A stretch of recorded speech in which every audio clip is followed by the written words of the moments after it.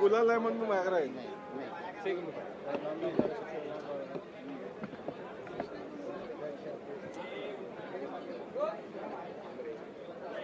सगळ्यात आधी आपण याच्यावर बोलू. अधिवेशन संपलं त्याच्यावर. हा नंतर घ्या तुम्ही काय.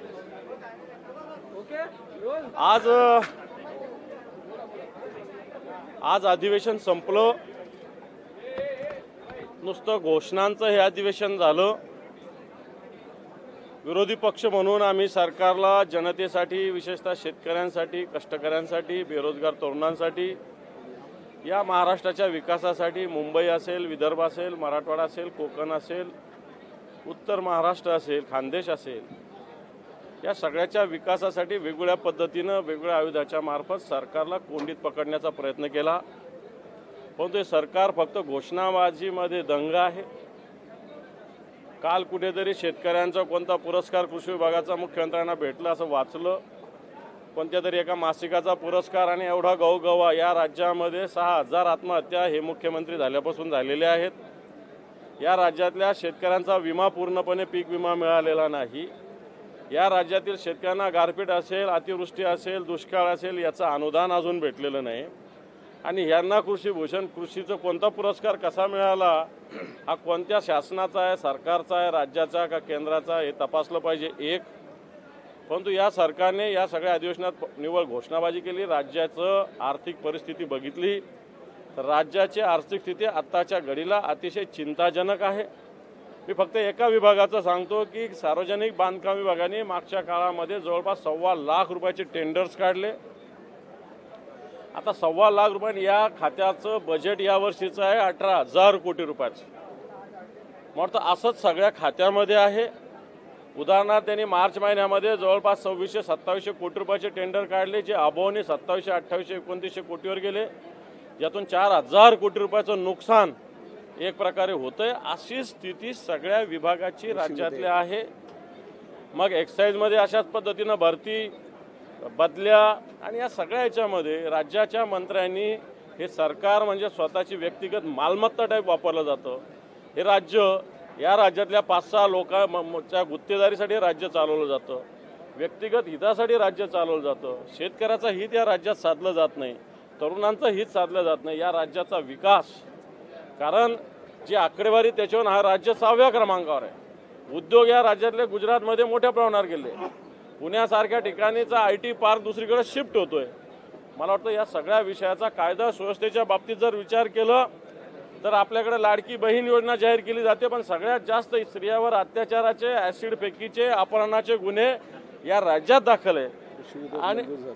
आणि म्हणून हे होत असताना मागच्या काळामध्ये बी बियाणं आणि खतं बोगस प्रमाणे दिले जातं, याच्याविषयी आम्ही आवाज उठवला होता. त्या सरकारने याविषयी नवीन कायदे, कृषी विभागाचे कायदे आणण्याचं डिक्लेअर केलं होतं. परंतु यावर्षीसुद्धा, या अधिवेशनातसुद्धा हे कायदे आलेले नाही. त्यामुळे सरकार शेतकरी विरोधात आहे.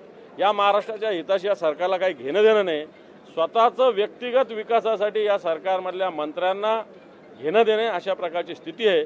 आणि विरोधी पक्ष म्हणून आम्ही वेगवेगळ्या पद्धतीनं सरकारचा हा सगळा फोलपणा जनतेसमोर या अधिवेशनाच्या माध्यमातून आणण्याचा प्रयत्न केला. एक महत्त्वाचा प्रश्न आहे. 25 जून 1975ला इंदिरा गांधीजींनी आणीबाणी आणली होती, म्हणून आता केंद्र सरकारने असं सांगितलं 25 जून हा दिवस संविधान हत्या दिवस म्हणून साजरा म्हणजे पाळायचा आहे. वाटतं हे रोज संविधानाची हत्या करतात. या महाराष्ट्रातील विधानसभेच्या अध्यक्षाने शिवसेनेच्या आमदाराच्या आणि राष्ट्रवादीच्या आमदाराच्या अपात्रतेच्या बाबतीत काय निकाल दिलेला आहे? सुप्रीम कोर्टाने काय डायरेक्शन दिलेलं आहे? संविधानाची हत्या तर भारतीय जनता पार्टी रोज करतं. वाटतं त्यांनी याच्याविषयी, संविधान हत्या याविषयी बोलण्याचा भारतीय जनता पार्टीला कोणताही नैतिक अधिकार नाही. मिलिंद नार्वेकर यांचा विजय झालाय, मात्र जयंत पाटील हे हरलेले आहेत. काही गणितं चुकली आहेत का काही महाविकास आघाडीची? काही गणितं चुकलेली नाही. आमची जेवढी मतं होती तेवढी मतं आम्हाला महाविकास आघाडीला मिळालेली आहे. काँग्रेसकडे 36-37 मतं होते, आमचे 15 मतं, आणि राष्ट्रवादी काँग्रेसकडे 11-12 मतं. जर तुम्ही गणित लावले तर मला वाटतं त्याच्यापेक्षा काही मतं आम्ही जास्त घेतलेली. जयंत पाटील यांचा पराभव नेमका कशामुळे झाला? आकडेवारीत आम्ही कमी होतो. जर आम्ही उमेदवार उभा केला नसताना तर यांची पण मस्ती वाढली असतील, या आमदारांना सुद्धा कोणी विचारलं नसतं, अशा प्रकारची स्थिती झाली असती. भाजपच्या बऱ्याच नेत्यांचं असं म्हणणं आहे की उद्धव ठाकरे आणि शरद पवार यांनी मिळून जयंत पाटलांचा गेम केला. वाटतं जयंत पाटील एक या महाराष्ट्रातलं एक चांगलं नेतृत्व आहे, सर्वसामान्याचं नेतृत्व आहे. निश्चित त्यांच्या पराभवाचं दुःख आम्हाला आहे, कारण सातत्यानं विधिमंडळामध्ये त्यांनी चांगल्या भूमिका शेतकऱ्यांच्या, कष्टकऱ्याच्या, कोकणाच्या विकासाच्या मांडलेल्या आहेत आणि तेव्हा त्यांच्या पराभवाचं दुःख निश्चित आम्हाला आहे. विधानसभा का क्या निर्णय है जो अधिवेशन चला 21 तक, तो इसमें जनता के लिए और महाराष्ट्र के लिए क्या है? जो अभी विधिमंडल का अधिवेशन हुआ है, इसमें जनता के कोई सवाल पे, जनता के कोई इश्यू पे सरकार ने अच्छी तरीके से काम नहीं किया है।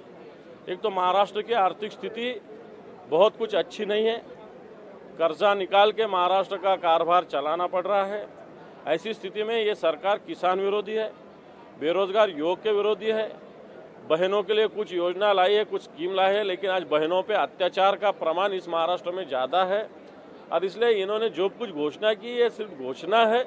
इससे जनता का हित के बजाय खुद का हित, पॉलिटिकल हित साधने का करने का प्रयास इन्होंने किया है। क्या इन्होंने गाजर दिखाने का काम किया है? बिल्कुल गाजर बताए ना, गाजर। सर ये भी बताइएगा कि जिस प्रकार से लाड़की बहन योजना लाने के बाद में 3 सिलेंडर का आमिर जो है सत्ता पक्ष ने दिखाया, साथ में हम कहते हैं भाव भी बढ़ रहा है, तो ऐसे में क्या सिलेंडर के हम कहते हैं सिलेंडर देने के बजाय सिलेंडर के भाव जो 1000 रुपये हुए वो कम करो।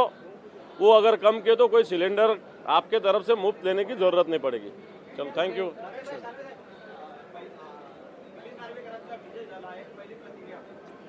आनंद आहे, कारण शिवसेना पक्षप्रमुख मान्य उद्धवजी ठाकरे साहेबांनी अशा पद्धतीनं उमेदवार उभा करण्याचा निर्णय घेतला होता।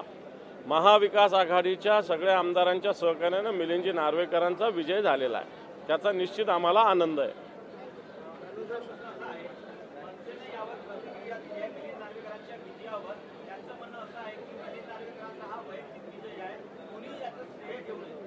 काही हरकत नाही, मिलिंद नार्वेकर विजय झाले, त्यांनी कबूल केलं, एवढं तरी बस।